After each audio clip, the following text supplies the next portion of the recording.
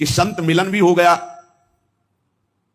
और हमारा कल्याण नहीं हुआ, हमारा दोष नहीं नष्ट हुआ, तो इसका मतलब है कि अभी हम उनकी आज्ञा पर नहीं हैं। जो आज्ञा कर रहे हैं उनका हम पालन नहीं कर रहे।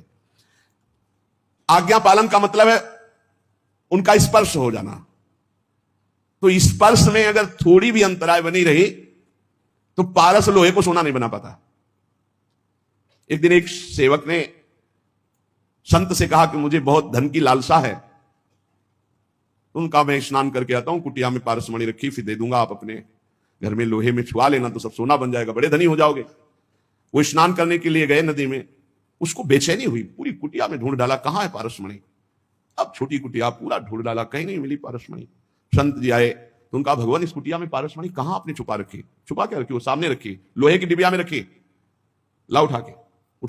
उनका, भगवान ये पारस कैसे हो सकती है? जब लोहे की डिबिया कोई सोना नहीं बना पाई तो ये आप हमको क्यों बहलावे में डाल रहे हैं कि हम पारसमणि दे देंगे, आप लोहे में स्पर्श कराकर सोना बना लेंगे? तो उनका, रुक जाओ, खुला और रुई का बीच में भेद है, पर्दा है। बोले देखिए, लोहे की डिबिया और बीच में रुई और ऊपर पारसमणि, इसलिए सोना नहीं, जो हटा करके सीधे स्पर्श कराया वो सोना बन गई। जब तक हम मनमानी अहंकार से प्रेरित होकर आचरण करेंगे तो संत संग होने पर भी स्पर्श प्राप्त नहीं हुआ। नहीं तो लोहा स्वर्ण बन जाता है पारस के स्पर्श से, और संत आप उस सरिस चाहे सबकी ना, वो अपने समान बना देते हैं। संत मिले, लाभ नहीं हुआ, इसका मतलब है आपने सत्संग को धारण नहीं किया, आज्ञा पालन नहीं की, मनमानी आचरण किए। लेकिन फिर भी तुम्हें निराश नहीं होना। ध्यान दीजिए, संत बहुत बड़े धनी हैं और हम दरिद्र हैं। तो एक और प्रणाली है, वसीयतनामा। अपनी संपत्ति को अनाधिकारी को भी दे सकते तभी कहा है कि संतन के संग लाग तेरी अच्छी बनेगी। नहीं हम आचरण उतार पा रहे, हम उस कोट से नहीं आज्ञा पालन कर पा रहे, हम गला भी नहीं छोड़ने वाले, आपके गले पड़ गए। अब हम आपको छोड़ने वाले नहीं, आपका पीछा छोड़ने वाले नहीं, हम आचरणहीन हैं, आपके योग्य नहीं, पक्की बात, पर हम आपको छोड़ने वाले नहीं। ऐसे पीछे पड़ जाए, वो दुत्कारे, चलो उनके पीछे पड़ जाओ। तो बोले उनको अपनी भागवतिक संपत्ति का वसीयतनामा करना आता है, और आज तक इसी पद्धति से परम पद मिला है। संतों की आज्ञा पर अक्षरशः तो कोई संत ही चल पाएगा, अपने तो साधारण जीव है, उनकी आज्ञा में कहीं ना कहीं त्रुटि तो हो जाती है। तो हमें निराश नहीं होना, हमें दूसरी बात पर ध्यान देना है कि ये वसीयत, अच्छा तो बोले एक दो को वसीयतनामा एक को कर देंगे, नहीं, इनकी संपत्ति इतनी बड़ी है कि अनंत ब्रह्मांडों का वसीयतनामा करने के बाद फिर भी बची रहेगी, क्योंकि अनंत है इनकी संपत्ति। भगवान का एक नाम अनंत है, अनंत संपत्ति है। देखो, महिमा तेरी कहा कहूं श्री हरिवंश दयाल, तेरे द्वारे बटत है सहज लाडली लाल। तो बोले एक को दे दिया तो अब हमें कैसे देंगे? नहीं, वो अनंत है, अनंतों की झोली में लाडली लाल डालने पर भी, दे देने पर भी उनकी संपत्ति सुरक्षित है। वो वसीयतनामा कर देते हैं। जे भी वसीयत हुआ तो दरिद्र भी संपत्तिवान हो गया।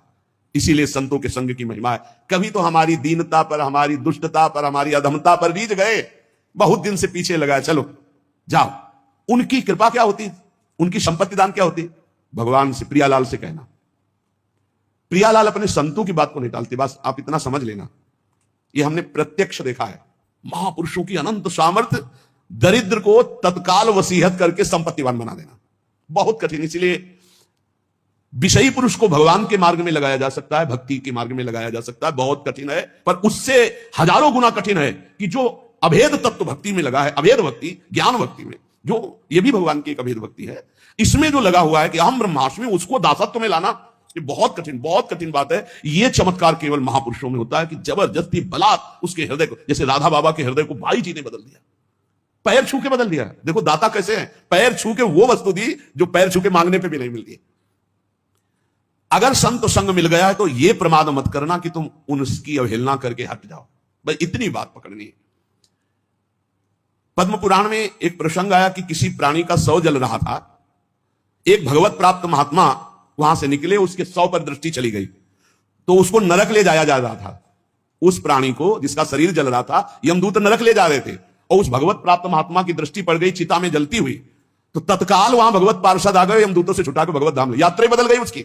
नरक ले जा रहे तो भगवत धाम चले गए। मृत व्यक्ति की जली हुई चिता पे दृष्टि पड़ने मात्र से जब वो भगवत प्राप्ति के योग्य हो गया, तो जिंदा में उनकी दृष्टि पड़े, उपदेश हो, नाम कीर्तन सुने, उनकी आज्ञा पे रहे, तो उसको भगवत प्राप्ति नहीं हो जाएगी, इसमें क्या संशय?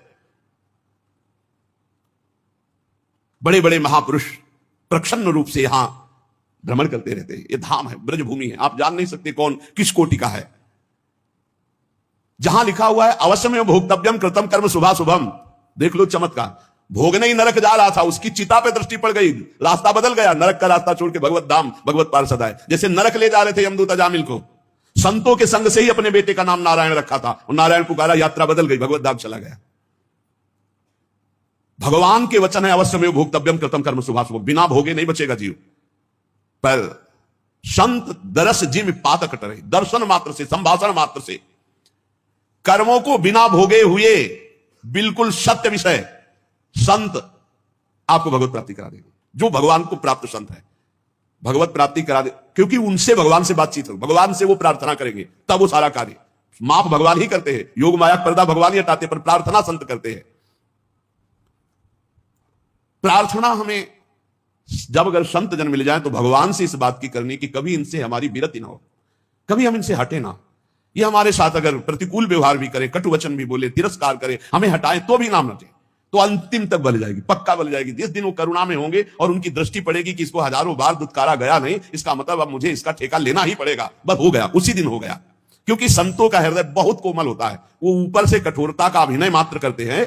संत हृदय नवनीत समाना, पर नवनीत में भी दोष, निज परिताप द्रव्य नवनीता, इसलिए कहा कविन पर कहा न जाना। बोले संत का हृदय मक्खन जैसा होता है, बोले पर उस मक्खन दोष युक्त है, उसमें जब स्वयं ताप लगता है तब पिघलता है, और पर दुख द्रव्य सो संत पुनीता, इसलिए कहा कविन पर कहा न जाना। तो जिस दिन वो तुम्हारे ऊपर दृष्टि पड़ी और देखा कि इसको दसियों बार दुत्कारा पर ये गया नहीं, तो नीच से नीच व्यक्ति को भी परम पद प्रदान करने में समर्थ भगवान के प्रेमी जन।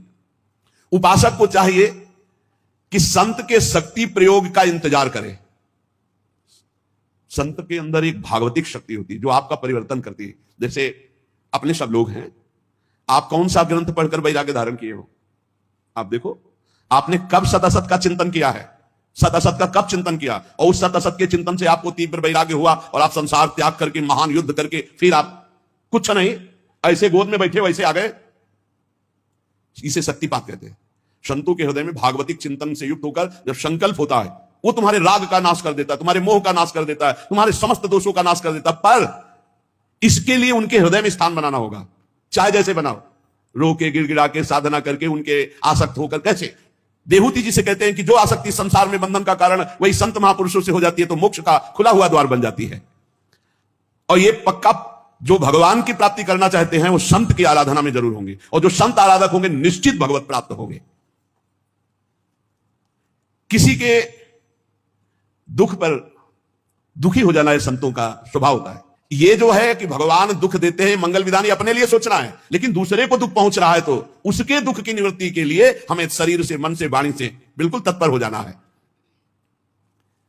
हमने जो कुछ भी आज तक कार्य किए हैं वो सारे कर्म जमा हैं, संग्रहित हैं, एकत्रित हैं भगवान की बैंक में, एक एक चेष्टा। विश्व में आप देख रहे हो कोई गर्भ से कष्ट प्रदा रहा है, किसी को कितने बड़े बड़े कष्ट मिल रहे हैं, तो जो हमारे शास्त्रों में लिखा हो मिथ्या नहीं है, मिथ्या नहीं है। आप सत्य मानिए। आपका तो इतना भी ज्ञान नहीं कि गर्भ में आपको कष्ट मिला है, आप कहां याद कर सकते हैं? आपकी याददाश्त कहां इतनी जोर की है कि आपको 9 महीना गर्भ में रखा गया, कितना कष्ट पाया है। अब आप उसकी भी याद नहीं करते तो आप पूर्व जन्म की बात क्या जाने, आप नरक और स्वर्ग को कैसे जाने? ये हमारे शास्त्र हैं, अगर मानोगे तो बच जाओगे, नहीं मानोगे तो भोगना पड़ेगा। अच्छा, ये कुछ विधान ऐसा नहीं, अगर ऐसा हो कि अभी अभी ताजा ताजा हिसाब किताब मिले तो लोगों को विश्वास होने लगे, लेकिन एक एक केस जो है 10-10 साल चलता है, उसके बाद और दंड मिलता है तो सबके आंखों से ओझल मिलता है, आंखों के सामने तो मिलता नहीं कि देखो भाई इसने चोरी की थी तो ये दंड इसको चौराहे पे दिया जा रहा है, इसने अमुक तो ये दंड दिया जा रहा है, तब तो लोगों को विश्वास हो जाए। लेकिन दंड विधान होता है बहुत एकांत में, कोई देख नहीं पाता है। तो आप सोचो, ऐसे जो नरक स्वर्ग आदि हैं ये हमारे ब्रह्म ऋषियों द्वारा लिखे गए। जो भी तुम कार्य कर रहे हो वो एक भगवान के पास बैंक है, सबके वहां जमा हो रहे हैं। 2 प्रकार के कर्म होते हैं, पाप कर्म अशुभ, पुण्य कर्म शुभ। ये जितने जमा हुए हैं अनंत जन्मों से अभी तक वो आपके नाम में जमा है, उनको कहते हैं संचित कर्म। और जो ये नए कर्म कर रहे हो इनका नाम है क्रियमाण। और जो संचित कर्म से इस मानव देह में तुम्हें भोगने के लिए मिला है उसे कहते हैं प्रारब्ध। शास्त्रीय परिभाषा संचित, प्रारब्ध, क्रियमाण, 3 प्रकार के कर्म हैं। और ये सबको भोगने ही पड़ते, पक्का भोगना पड़ता है। कब तक? जब तक अहंकार का नाश नहीं हो जाता। आवागमन का मूल हेतु अहंकार है, मैं करता हूं, यह भाव संत की कृपा से नष्ट। अहंकार का नाश सिर्फ संत की कृपा से होता है। तिनकी संग